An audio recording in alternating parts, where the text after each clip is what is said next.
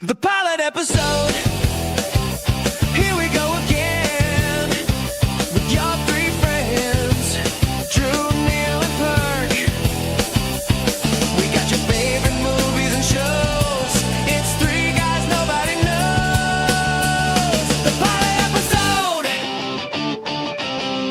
episode. All right, welcome back, everybody, to the pilot episode. As the Drew fans smoke out of his face, it's because we have the hottest show in TV right now, guys. It's on It is fire. Marshals. What's he doing at Talladega Nights? What's he saying when he thinks he's on fire? He's rolling He's around. screaming, "I'm on fire!" Yeah. Fucking Marshall's is on fire. yeah. I will say this show is much better than I thought it was going to be. It's gotten a lot better very quickly. When spoiler alert, when they hit me with the to be continued on this episode, almost threw shit at the TV. So that means I was pretty into it. When that happened, it was almost like I knew this show had made it. Yeah, they had earned that spot right there to do that, Yeah. kind of. Yeah, I can give you that. Me as a fan, just watching it, I hated it. I wanted another hour. But as far as where the show's at, you're right. It was well deserved. Yeah, when this turns into the binge TV series, 4 or 5 years from now, it's going to make sense because Yeah. we're on that path. Yeah, it's getting really good. Boy, Casey wasn't going to let this go.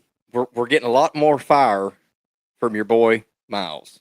Oh yeah, he is really heated up about the situation they're going through trying to find these girls, and I get it because like you see it in any TV show. I wouldn't know it from experience because I'm not a police officer or an investigator, detective, whatever.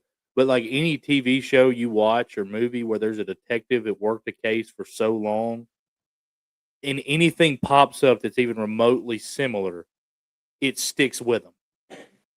Well, Matt, and he found out the girl that he was looking for during that time is actually dead. Yeah. Again, spoiler alert. But I mean, old buddy's got 9 girls, was 10, killed one of them to make a point. We end with no answers to where the girls are. Yeah, the way that they portrayed it was that they were obviously on the camper. And what I'm thinking happened is they got dropped off at their safe house at some point from the place where they were on video to wherever they were traveling. Which is really unfortunate because now they have no one to ask where this safe house is because they killed them all. Yeah, this could end up blowing up in Casey's face for letting her walk. Which, hey, hear me out. With the to be continued, we don't know. There may be one of them still rolling around out there somewhere. Let's hope. I doubt he's going to talk at this point, but let's hope. Oh, Casey, get him to talk. I mean, he can. And I also want to talk about that. We got Casey kind of turning back to some of the old Dutton ways for those of y'all that didn't watch Yellowstone. He basically tells Miles in the truck when he pulls that badge off that, hey, I'm going to do this in a non-police fashion.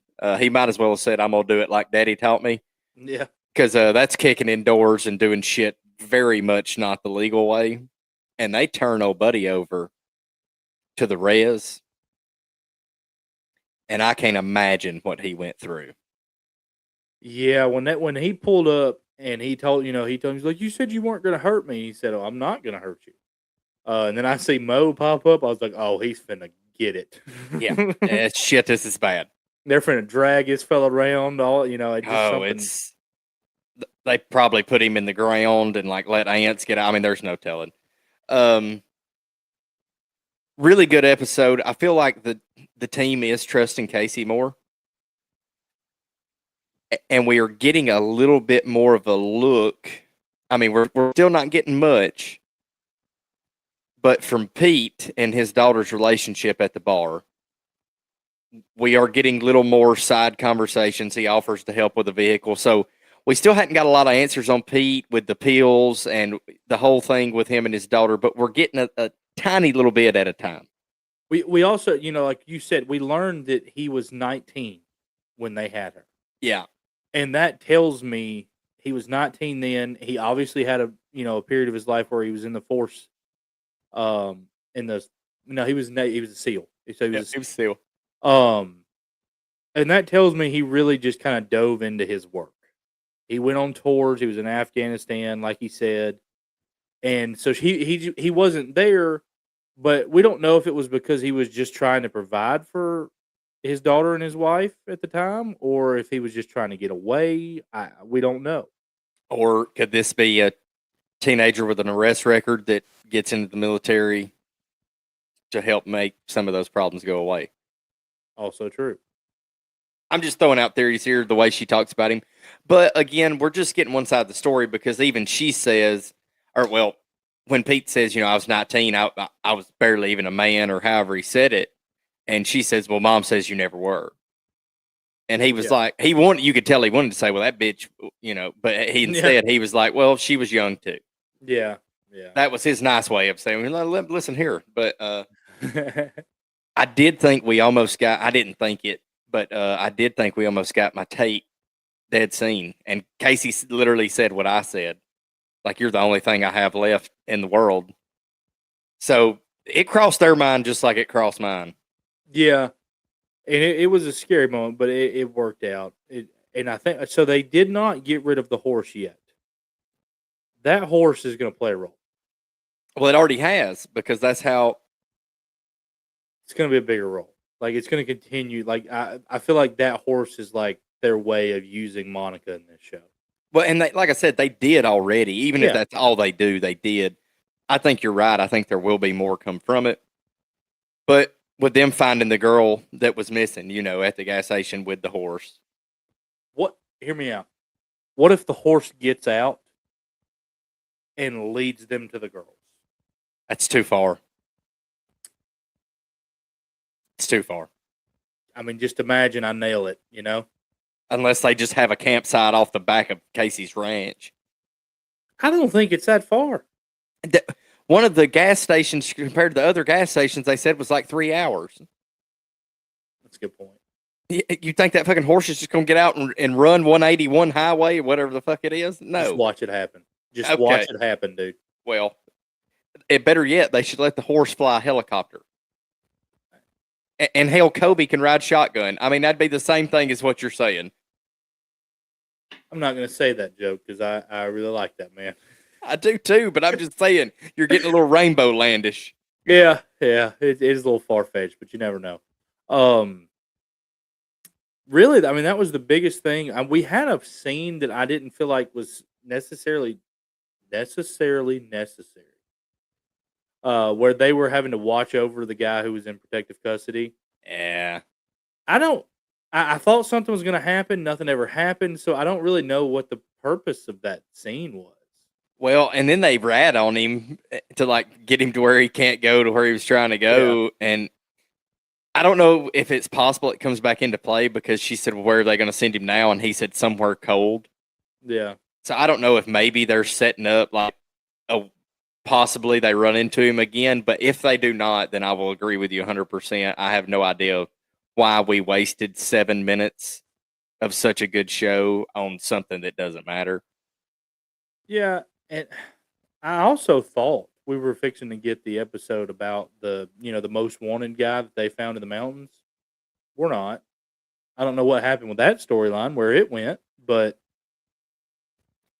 I think that's why this thing's caught so much speed, though, is because there's so much you're trying to follow. Yeah. And again, like you said, when does that come back into play?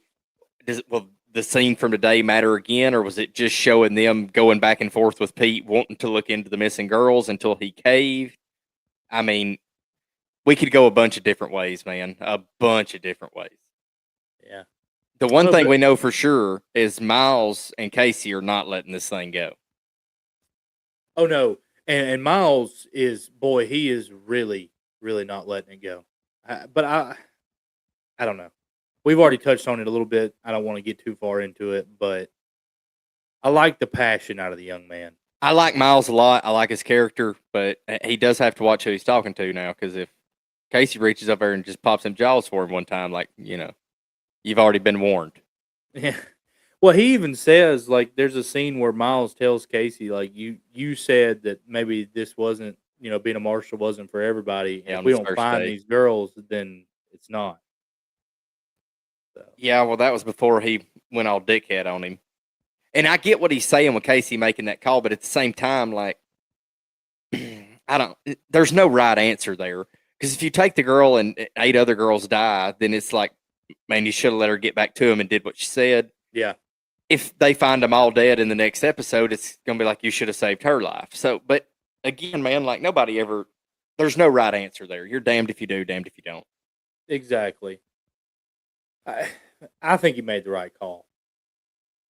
I just As a whole, yeah. If it was my kid, no. no. If it was my kid, I'm getting the kid. Like, that's what I'm saying. It's just it's impossible to say whether he's right or wrong. I agree with you though. I do think overall, and especially in his position, he did the best he could do.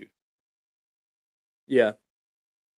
I'm trying to think what other big ones we got. I mean, it really this episode was really majorly focused on the girls. It was very fast paced towards it.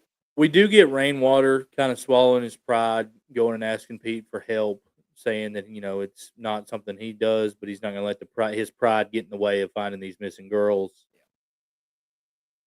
That was a pretty good scene. Just seeing him, like, I don't want to say like break down, but like really show some emotion and like that he cares for his people. He's getting a lot softer towards Casey. Oh yeah, absolutely. Their relationships just changed so much over the years. I think that's got a lot to do with it. Is him and Casey's relationship, and he even told him on the phone the reason, I did this because I knew you'd be leading the charge. Yeah. So I get it, but I'm with you. That's this is new for him. This is he's definitely not breaking down. That's not a good word for it, but he's definitely softening it up a lot as we go forward.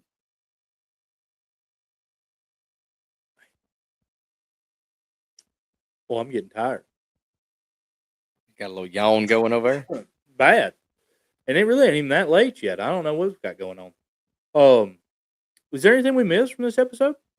We pretty much covered it. I mean, with no ending, it's hard to get much deeper because we got to start back up like everybody else and see what happens. Yeah, we don't get the full breakdown of what actually happens and what falls out after, all this stuff. We don't know. We haven't reached the pinnacle yet, some would say. and this is, I'll be honest with you, this is a show that I have zero business trying to predict what happens next. Oh, yeah, no. Because, again, we thought we were getting an episode about an FBI's Most Wanted, and it's not on there at all. So, I have no idea what's going to happen next episode, but I do know this. It's going to be awesome. Can't go wrong no matter what direction we go here. Yep. All right, well, we got a second. What TV show are we watching right now? Marshals? I know. I'm talking about you personally in your alone time. I was like, shit, everybody knows what we're watching. I just started, well, I've already told you about the hunting party on it. Yeah. Big. We just started the Madison. Okay. We were going to start the Madison last night, and we went with Night Agent. Aaron, great point. Why would we start something new when something we've already watched has got a new season out, which is a phenomenal point. In my alone time, I have just started Banshee. Have you ever watched it? Mm-mm. Recommendation from a good friend of ours, Huggy, Tyler Emerson. He recommended it to me, and this show opens up with the lead character in a bar in a fight as he shoves a bottle of A1 into a guy's mouth. I'm sorry, not into, through his mouth. Hell yeah. But I'll just give you a little quick breakdown of this show because it's an amazing concept. We have a guy who just got out of prison. He's a career thief, phenomenal thief too, very, very decorated thief. Well, he ain't that good. He went to prison. Bear with me. When he gets out, he goes back to his town. There's a lady involved, obviously. But he, in that bar fight, he kills 2 guys.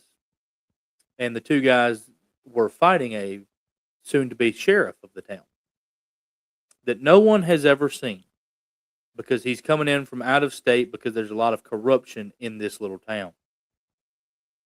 Sheriff dies, and now we are now the sheriff of Banshee County. He takes over, goes to the meeting the next day, and he becomes the new sheriff of the town, and nobody knows anything else. I may have to check it out. It's a phenomenal concept, and it's really good so far. I'm only 2 episodes in, but I cannot recommend it enough through these 2 episodes. Now, it may turn into a shitter. I don't know. But right now, got potential. I'm going to pick that up with you, I believe. Yeah, and I'd never heard of it. Never heard of the show before in my life, and I don't know how, because this is like a 2013 or something TV show, 3 seasons. But really, really good. You will know the main actor. I'm drawing a blank on what he is in. If you're looking it up, that's great. He's very well known. Like, he's an obviously known actor, and for some reason, I can't put it. Anthony Starr. Yes. What's his big one? He's got a big one. The Boys, Banshee. The Boys. He's Homelander in The Boys. That's what it is. He's in Without a Paddle. He's in The Covenant. I mean, he's in a lot of stuff. I'm reading big names. But just for the viewers out there, he's Homelander. And that's what, if you're familiar with The Boys, that'll tell you all you need to know. Perfect. Yeah, I may check that out since we don't have a movie tonight. Yeah. I'm not going to give you anything on the Madison because everybody's just got to start it. Yeah. On their own, because the first episode pretty much jumped straight into what seems to be what it's about. The first episode's tearjerker. That's all I'm going to give you. Oh no, I can't wait. After we finish Night Agent, we will be starting that one as well. But all right, that's going to do it for this episode. We will be back in just a day or two with another episode of Memory of the Killer. That's what we get for waiting so long to do the last one. But yeah, look for us later in the week with Memory of a Killer, and then we'll be back next week with another episode of Marshals. What do you got for the people, Neil? Make sure you like, share, subscribe, and comment. Comment and like and subscribe. Neil, what do you got for them? We've already said we'll see you. So I know, but say it again, damn it. We'll see you. The pilot episode.